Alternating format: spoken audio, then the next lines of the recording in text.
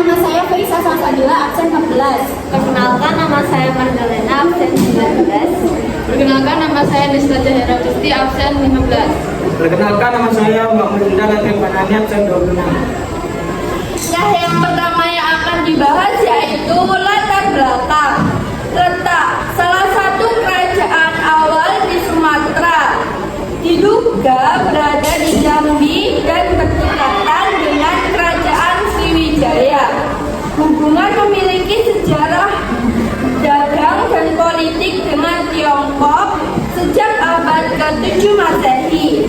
Kekuasaan sempat berada di bawah pengaruh Sriwijaya, kemudian bangkit kembali setelah ekspedisi Pamalayu 1275 Masehi.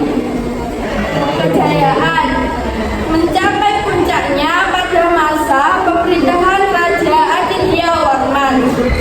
Ciri khas kerajaan maritim yang memanfaatkan jalur sungai, yaitu Sungai Batanghari, sebagai pusat ekonomi. Yang kedua akan dijelaskan oleh Ines. Berikutnya yaitu rumusan masalah. Pertama, bagaimana faktor-faktor dan penyebab keruntuhan kerajaan Melayu. Pertama, yaitu faktor kejayaan dan keruntuhan kerajaan Melayu. Kerajaan Melayu dipengaruhi oleh beberapa faktor utama, yaitu letak geografis dan strategis.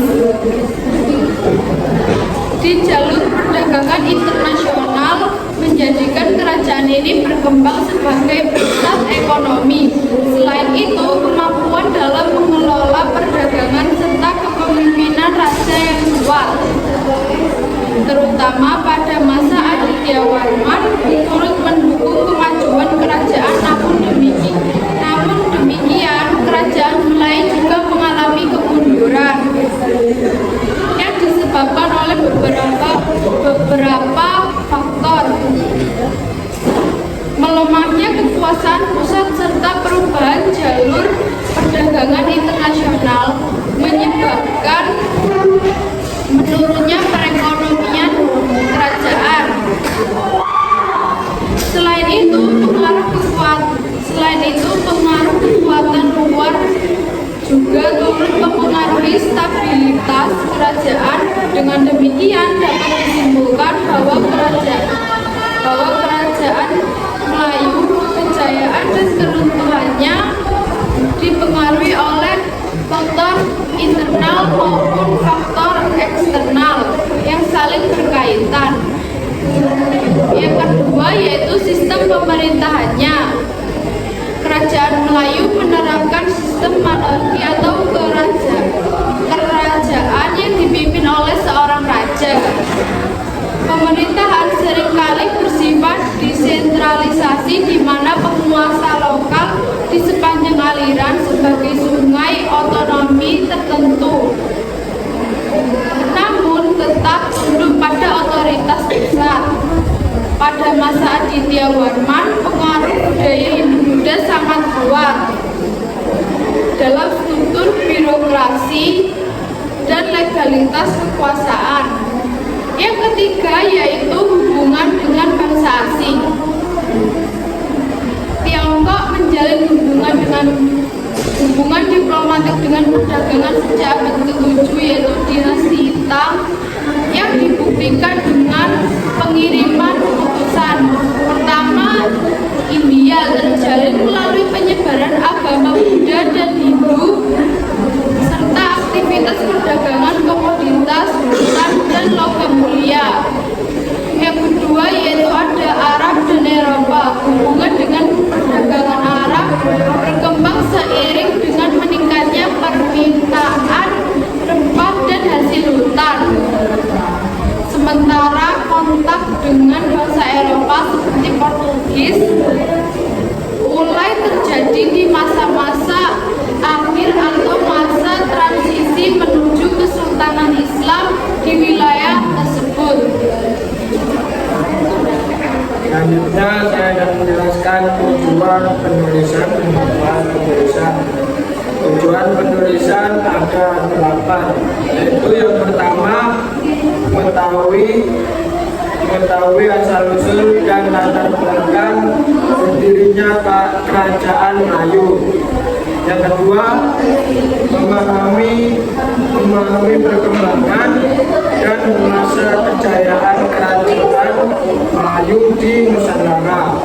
Yang ketiga, mengidentifikasi faktor-faktor penyebab kemunduran dan runtuhnya kerajaan Melayu.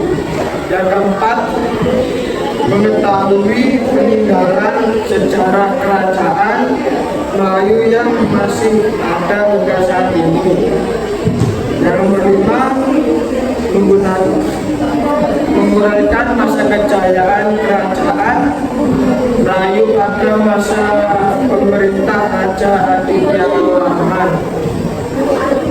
Yang keenam, mengetahui sistem pemerintahan, sosial, dan ekonomi yang berlaku pada masa itu.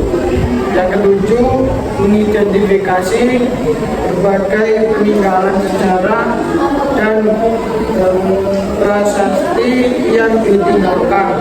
Yang delapan, menambah wawasan dan pengetahuan mengenai sejarah kerajaan-kerajaan di Indonesia.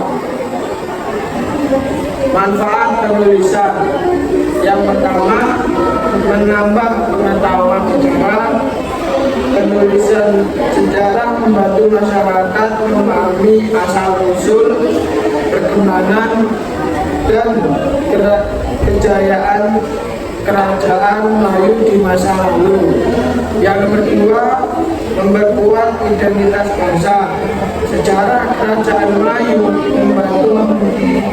membentuk jati diri bangsa yang berakar dan nilai-nilai lokal. Yang ketiga, menjaga keseimbangan sejarah. Dengan ditulis, peristiwa masa lalu tidak akan terlupakan oleh generasi berikutnya. Berikutnya saya akan membacakan tentang pembahasan Kerajaan Melayu.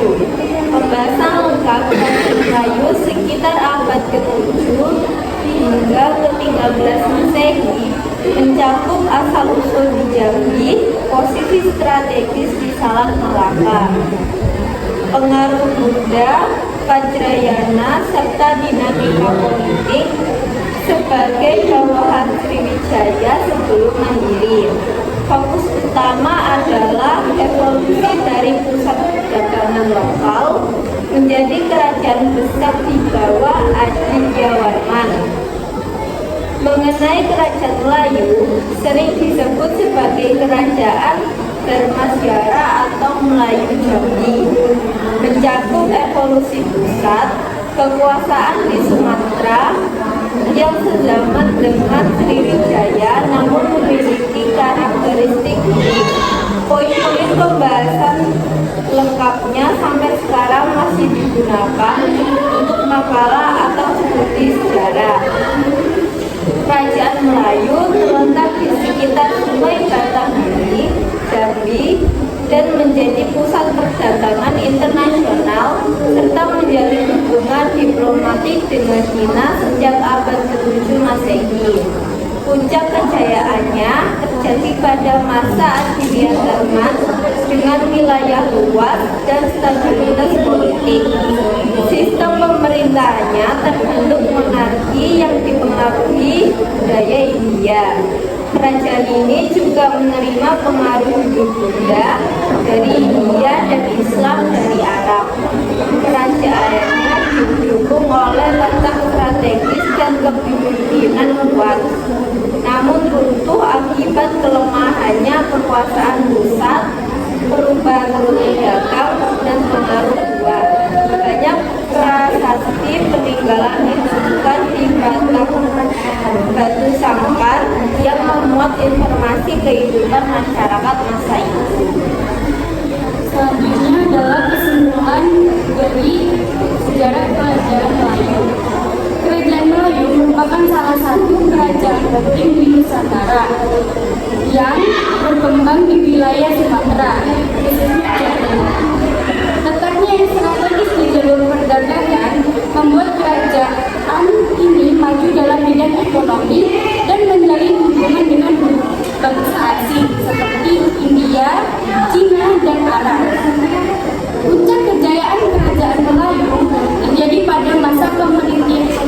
pemerintahan Aditya Warman karena kepemimpinannya yang kuat dan perdagangan yang berdampak pesat.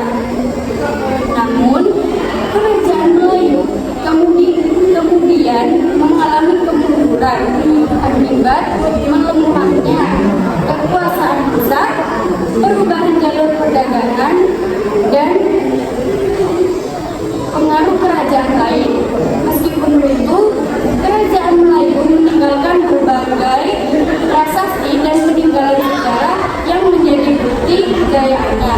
Oleh karena itu, kerajaan Melayu memiliki peran penting dalam sejarah dan perkembangan peradaban di Indonesia, sehingga keberadaannya perlu dipelajari dan dilestarikan oleh generasi sekarang maupun yang akan datang. Nah, yang terakhir yaitu kelompok kami memiliki saran untuk kalian semua. Diharapkan pembaca dan pelajar dapat meningkatkan minat mempelajari sejarah kerajaan Melayu. Tetapi tidak hanya kerajaan Melayu saja ya, tetapi kerajaan yang lain juga. Tidak hanya sebagai ilmu pengetahuan, tetapi juga untuk memahami nilai-nilai yang terkandung di dalamnya. Selain itu, masyarakat diharapkan turut menjaga dan melestarikan peninggalan sejarah sebagai warisan budaya, serta disarankan bagi peneliti selanjutnya untuk mengkaji topik ini lebih mendalam agar pemahaman menjadi lebih lengkap dan lebih detail lagi. Berikut ini saya akan menjelaskan tentang peninggalan kerajaan Melayu, yaitu yang pertama ada Kompleks Candi Muara Jambi. Adalah situs percandian Buddha terluas di Asia Tenggara yang luasnya sekitar 3.981 hektar yang terletak di tepian Sungai Batanghari, Kabupaten Muara Jambi, Provinsi Jambi. Candi ini dahulunya merupakan pusat pendidikan agama Buddha dan ilmu pengetahuan khas dunia pada masa kerajaan Melayu kuno dan Sriwijaya. Yang kedua ada Prasasti Gedang Brogo. Adalah sebuah candi tertua yang ada di Dharmasraya, Sumatera Barat. Candi ini merupakan candi Hindu Buddha yang dibangun pada masa sebelum Aditya Warman. Di Wadah Brogo inilah dulu arca Bhairawa setinggi 4,41 cm yang sekarang disimpan di Museum Nasional di Museum Nasional. Begitu dengan prasasti Amogapasa yang sekarang berada di Museum Nasional Jakarta. Di sini pada tahun 1911 pernah ditemukan sebuah prasasti yang bernama Prasasti Padandogo. Prasasti ini berupa dari arca Amogapasa, di mana pada komposisinya terdapat manuskrip dua bahasa, yaitu bahasa Melayu kuno dan bahasa Sanskerta dengan aksara Jawa kuno. Ini prasasti itu tersimpan di Museum Nasional. Yang ketiga ada Istana yang Sri Indrapura atau Istana Aseraya Hashimiyah atau Istana Matahari Timur, merupakan kediaman resmi Sultan Siak, mulai dibangun pada tahun 1889, yaitu pada masa pemerintahannya Sultan Syarif Hasim.